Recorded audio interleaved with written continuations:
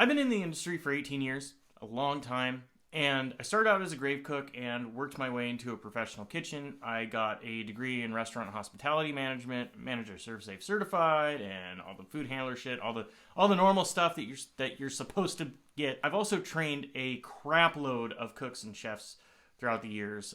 People that are standard line cooks. I've trained sous chefs and etc. What I noticed is that with new cooks, they don't really know the lingo. And I don't know why I would expect them to know the lingo, but you say certain things and they look at you like a deer in the headlights. What I actually wanted to do is go over 10 common words and phrases that cooks and chefs use. And if you're curious and not a cook, you can listen to these too, and then you know what cooks are saying. So the first one is mise en place. Now, I butchered that because it's actually a French word, and I do not speak French, and I am not from France.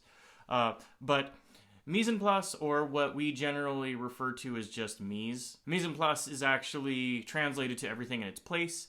So if you were going to make soup, you would need mirepoix, for example, like a chicken soup. Mirepoix is like carrots, celery, and onions in a certain ratio that you mix. So what you would do for the mise for that is you would chop up the onions, carrots, and celery to whatever size you needed them and have them ready to go. Get the pasta, get ready to cook it, put the water on the stove, and you get everything set up and ready to cook, and then you execute. And then once you start executing that, it makes everything much faster. So when you're cooking dinner, it's good to get all the mise ready ahead of time, and then when you actually make the dinner, you just bam, knock it out, and then it's done, and people are like, holy shit, you did that super fast. And you're like, yeah, I know, it's because I'm awesome. The mise is also something that you do to get ready to prep something. Laying out the cutting board, the knives, whatever. Fire is the next one. So what does that mean? Well, when you are working on when you're in center position, basically when you're the one getting the tickets from Outer Expo or pulling the ticket off the chip printer, you are the one that is telling people what to fire, when to fire it, what order to cook things in, and it's actually a lot of responsibility. It's also referred to as wheelman. Somebody's on wheel, even if there isn't a wheel. It's just like a bar, but people will still call it wheel. Dating back to the days in the diner when you had one of those old school spinny wheel things. So that's it, fire. So an example of why you would use fire is if somebody did the abomination of ordering a well-done filet. They order a well-done filet that's 8 ounces. It's going to take close to 30 minutes to cook. You have to cook it partially on the grill and then bake it in the oven, basically, because if you leave it on the grill that whole time, it's going to turn in, like, the outside's going to be hard as a rock, and then the inside is still not going to be done all the way. So you cook it part way, or you butterfly it, but it's debatable whether or not you should do that. Most places will say you don't do that, just cook it as it is. So you have the well-done filet, and then you have a Cobb salad that goes with it. So the Cobb salad is going to take like 5 minutes to make. The filet is going to take 30 minutes. So how do you know when to start the Cobb salad? Because the person that is in the center, reading the tickets, guiding the kitchen, will say, fire the Cobb salad. And then the guy on salad station goes, oh, okay, ooh. And then they go and they throw all the shit together on the salad, and then everything comes up on the window together. That's how you know a kitchen is running well. Everything comes up at once for the table, or, whatever order it's supposed to. Like if you have an appetizer, that comes out at the right time. Fire the appetizer for table 3, start the salad for table 2. The next phrase that cooks and chefs use is behind you. There's a lot of different variations on it. Basically, you're using call-outs to let other people know your position in the kitchen. So behind you, corner, I've got a knife and I'm standing behind you. Knife, corner, whatever, hot behind, whatever. There's a lot of them. But the reason why is because a lot of us are doing things in the kitchen, and some of those things are very dangerous. If you were ever at the supermarket and somebody comes behind you and they say behind, it is such a habitual thing to say that they probably are a server or a cook working in a restaurant, and they said it just because that's just what they do. So if you hear behind you out in the real world, then that is more than likely why. It's also a good phrase to have for safety reasons, to keep people with, hot pots of soup or casseroles or whatever from turning around and bumping into you and dropping everything and ruining everybody's life. Next up, 86. Now, this isn't one that's commonly used outside of a kitchen, but a lot of people have heard of the phrase before. And so what does it mean? What does 86 mean? 86 basically means we're out of something. Okay. Now, why do cooks say 86? Well, there's like 3 different reasons, but my favorite one, and the one that seems to be the most accepted, is there was a restaurant that had a speakeasy. And the speakeasy the location of the speakeasy was in New York, and it was on 86th Street. And when people got belligerent or nasty or whatever, they would get thrown out. And when you throw them out, they get thrown out onto 86th Street.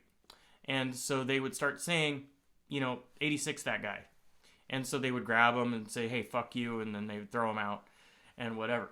And that term got spread around to other places and became colloquialism in a kitchen. So that's my favorite one, but there is literally nothing to back that up. There's also one that said that there's a menu item called number 86 that they never had. There are another one that's like a term that the mob used, like 8 feet out and 6 feet under or something, or 8 miles out and 6 feet under, or something like that. So there's a lot of myths on where it came from. If anybody actually has solid evidence or proof of where that originated, I would love to hear it down in the comments. Walking in. That's the next one. Walking in. What that is whenever the kitchen lead pulls the ticket off the chit printer. The chit printer is the thing that prints the tickets. When the server puts it in the computer, then a ticket gets printed off. So basically you pull the ticket and you say, walking in. And it's not something that is required or mandatory for cooks to say. It's just something they say. It lets the other cooks know that there is a new ticket that you have in your hand that you're calling out. The example would be, walking in, I got 2 sirloins, 2 salmon salads, 1 soup, 1 salad. 1 side salad, whatever. And then you put the ticket up and people would start making their things. Temp out. Temp out. If somebody said, does that temp out? What they're asking for is a specific temperature that something needs to be before it can be served.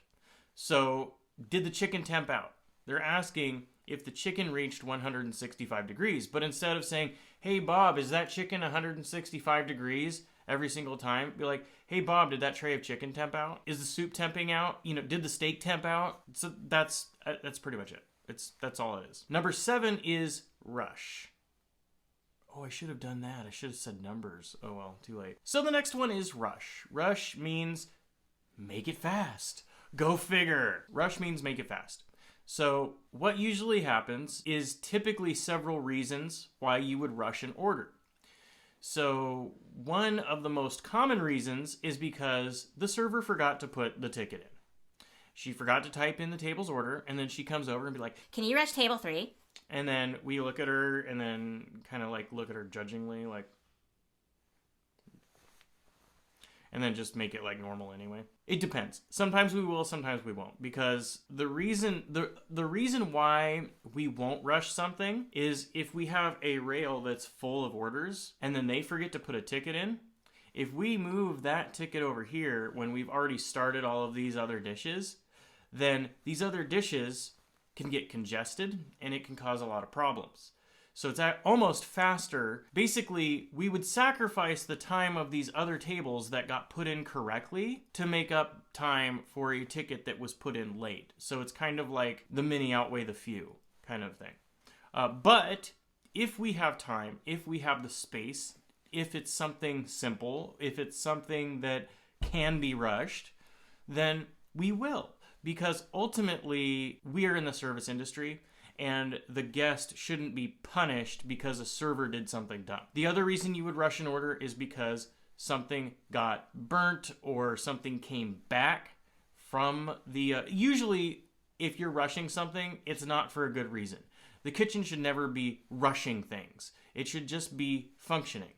But if you are rushing things, it's because somebody fucked up. On the fly. So on the fly means essentially the same thing as rush. I need something like right now. I need something immediately. If you need something on the fly, that would probably be put in front of a rush order. That is something that, like, I need this in my hand by the time I'm done saying on the fly. It's usually like I'm missing something on the dish. So I have a table and I have everything else that's come up for the table, but I'm missing one menu item. I need that menu item on the fly, and I'm probably yelling it because I'm pissed because I called out the ticket and everybody should be doing what they're supposed to be doing, but this one dude over here was fucking off on his phone and didn't make the food. So now I need this on the fly. So move, let's go. So that's what on the fly means. All day means all day. Everything on the rail. For example, if I'm working at like a burger place and I have 6 tickets and the fry guy says, how many fries do we need? I would say I need, and I would look up at the rail. I'm looking up at the rail.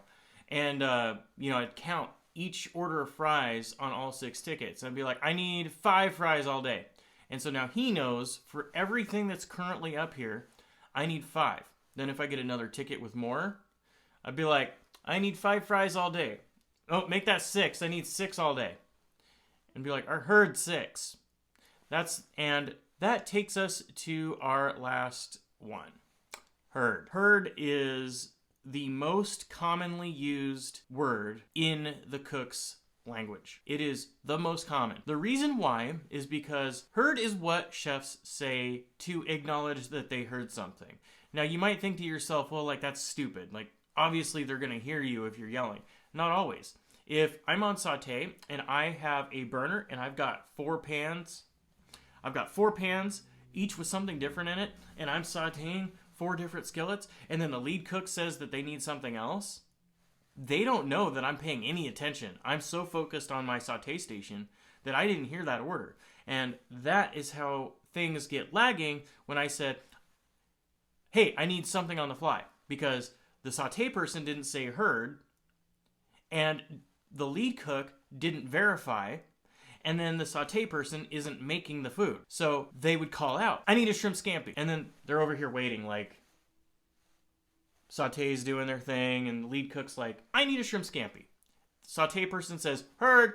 And now the lead cook goes, okay, so I know that he's making those dishes and he's not looking at me. He's got his back turned to me and he's doing stuff. But I know that he has now heard that he has to make a shrimp scampi. If he doesn't say it, usually the lead, in a well-run kitchen, the lead cook will repeat the order or be like, John, shrimp scampi. Heard? Heard. Whatever. The lead cook, it is your job to make sure that everybody is paying attention and hears you. If the food on the line is lagging, if things are getting burnt, if things are getting fucked up, if somebody is buried under orders because saute's getting hit really heavy, that is on the lead cook. The lead cook, the person on the wheel, the person on the rail, reading all the tickets, is responsible for the organization of the entire kitchen, of everybody that's doing their jobs.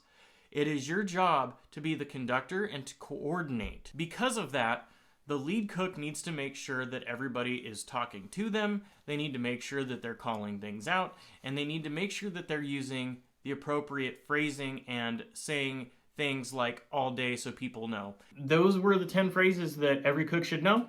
If you hear them being yelled out, if you are not a cook and you hear them being yelled out of a kitchen, now you know what they're saying. And you might be able to pick up on whether or not they screwed your order up, because if they say rush on the salmon or whatever, you know that they are trying to rush the salmon that you ordered. If you are not a cook, I think it would still be awesome for everybody to at least know behind you, because there are so many times where me saying behind you has stopped somebody from running into me, not in the kitchen. If you are a cook and you want to know more about terms and cooking styles and different things, I do recipes, but I also sit in front of the camera and explain things, because not everything a cook does is recipe based. There's a lot of things that cooks do that require some level of knowledge or whatever. I can't do a recipe video and show you leadership. But that's it for now. I hope you enjoyed the video, and I'll see you next time. Peace.